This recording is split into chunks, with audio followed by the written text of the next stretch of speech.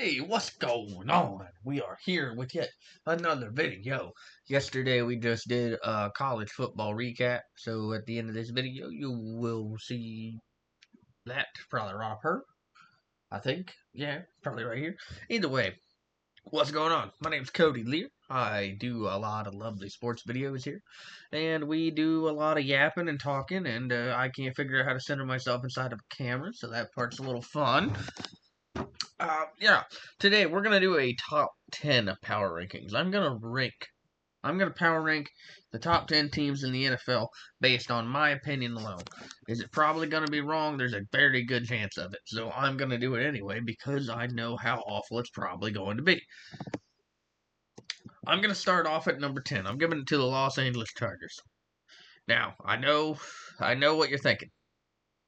Probably a little gutsy, especially after their Sean Slater season-ending injury. But I think Joe Alt's going to fly into that line just fine. Now, the O-line could be a bit of an hurry, could be a bit of a little issue right there, but they do have some different receivers. They got some different running backs. The offense, as soon as it gets gelling, as soon as it gets moving, I think that we're going to be looking at a really dominant team. That's why I like the Chargers at the number 10 position for me. Ladd McConkey is an absolute stud. He is a very good football player. I am very excited to see what they do with Omarion Hampton, what they do with Najee Harris. Obviously, I'd like to see a little bit more help from the wide receiver position. Hopefully, we get there. But either way, I like the Los Angeles Chargers at number 10 starting off, and I'm okay with it. I'm going to lock them in right there, right? Number 9, I'm giving it to the Los Angeles Rams. Now, I know this one might be a little crazy because, again, it might be Matthew Stafford. Matthew Stafford might be injured, but they do have Davante Adams now. They have a little bit more health questions right now, but their defense, I think, is going to get even better than it was the year before. I think their run stopping is going to be really tough. They do have some secondary issues. I can agree with that, but I think that their offense just gives me enough to think to myself that the Rams are going to be a team to watch, a team that could be really, really good to see in the playoffs, very deep inside the playoffs. I'm pretty confident that that's going to be the case, to be honest. Now, this part is probably going to fly under a lot of people's power rankings right now. So hopefully this doesn't get too boring as compared to what everybody else has said. But number 8, I'm putting the Denver Broncos. Yes. If Bo Nix can build on what he did last season with how good that team should be, Denver's going to be a tough team, man. I think that defense is going to be even better. Obviously, they lost Cody Barton. That's a pretty big one. But Nick Bonito became a stud at points. He's awesome. He did a really good job. I think Denver is on their way back. I think they're doing some really good things. I'm really excited to see what RJ Harvey does with that offense. I'm excited to see what Bo Nix does for year 2.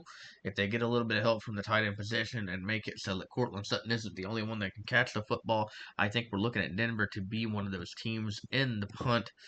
Yeah, I really like them there. Number 7. Okay. Now, I'm going to go out on a limb here and give it to the Tampa Bay Buccaneers.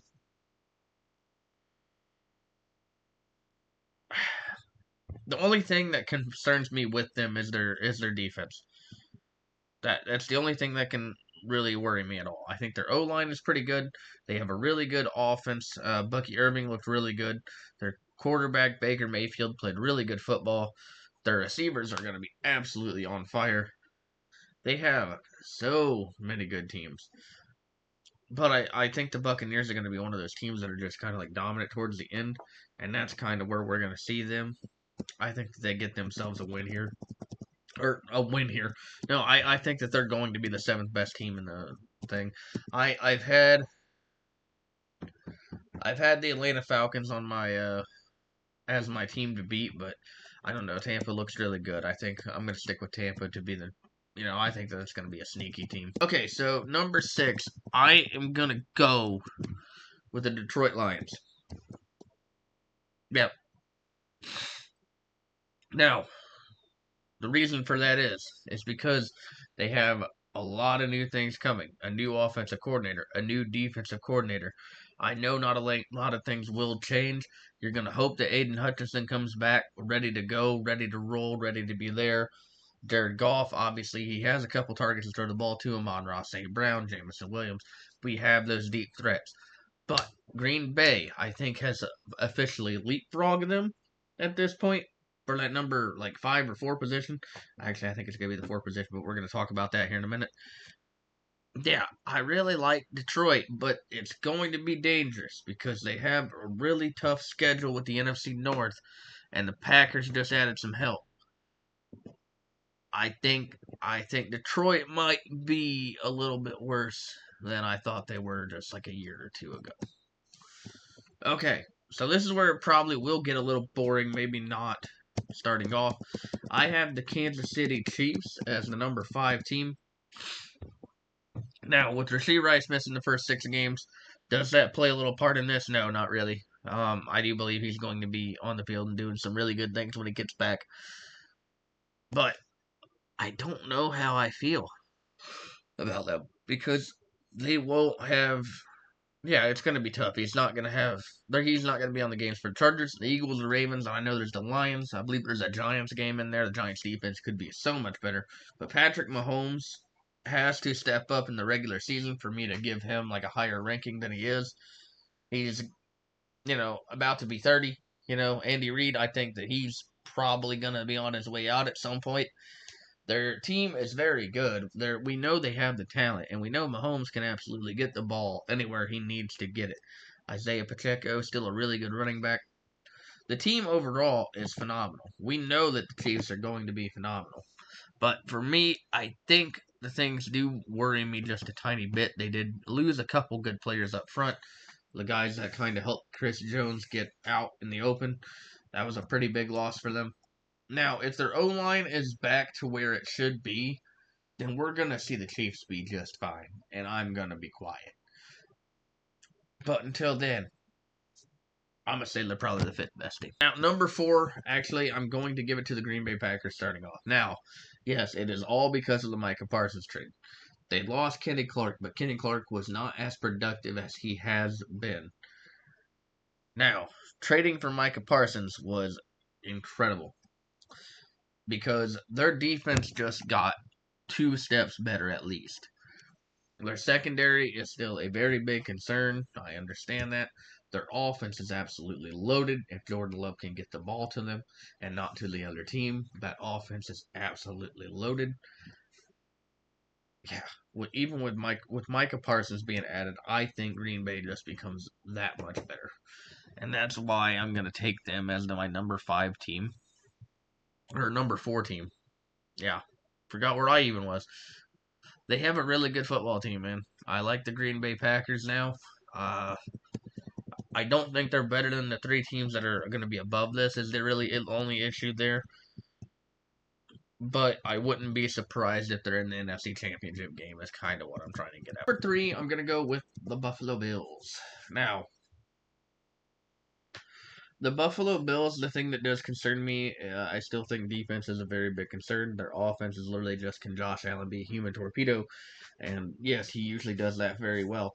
Unfortunately, if there's ever a time where he is going to get hurt, I don't know how that team runs. I don't think it's going to be anything to really write home about. And that's why you're going to see the 2 teams above him, especially. But overall, it really is just kind of like an overall team performance. I don't love their defense compared to the other two teams at the top here. Even though I keep just kind of re-stuttering my words and re-jumbling my words, that's just kind of what I do. But I do love Buffalo. I think Buffalo is an absolutely AFC contender. I think that they could be a problem here in the future.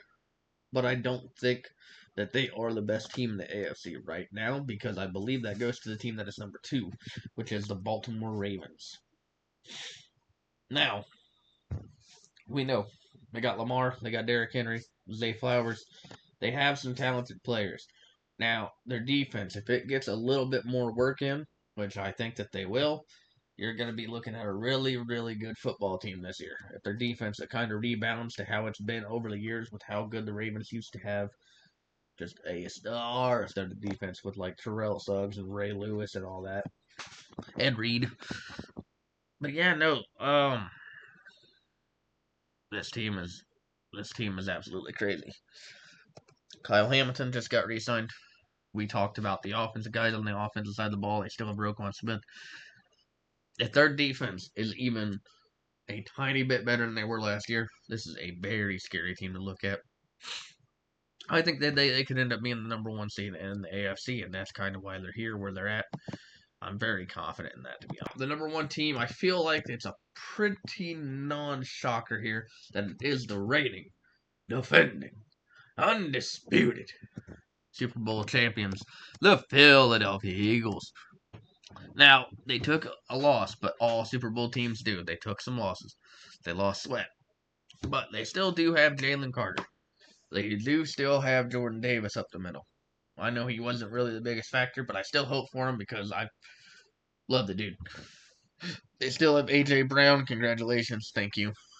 They still have Devontae Smith, Jalen Hurts, Saquon Barkley. I don't know if they have a new tight end, but their offensive line is still absolutely insane. Defense, Cooper DeJean, Quinion Mitchell, Zach Bond. Man, that Reed Blankenship. The Eagles are just absolutely loaded, and that's if anybody has them as anything other than like the number one team, then you're either a Cowboys fan or just a hater. I think that Eagles team is absolutely insane. I think it's going to be really, really strong this year. Yeah. What can I say about it at this point? I think that the Eagles are going to be the number one team. I think they're going to be the number one team for a while, and I think we're just going to have to get used to it. Go Birds. Alrighty though. That's gonna be it for me today. We got this one finished up. I plan to do a predictions video tomorrow. I will do my absolute best because that is going to be a struggle. I'm going to tell you right now that is going to be a struggle because I have ideas. They're not good ideas, but they're ideas. And that's how we're going to do things. But either way, thank you guys so much for watching. If you made it to the end of the video, give me a like, give me a comment, give me a subscribe if you haven't already. And if you would like to, join us here. We're really fun. At least I think I am. I'm probably just dorky, but that's fine too. Either way, everyone, thank you so very much, and I'll see you all on the next video.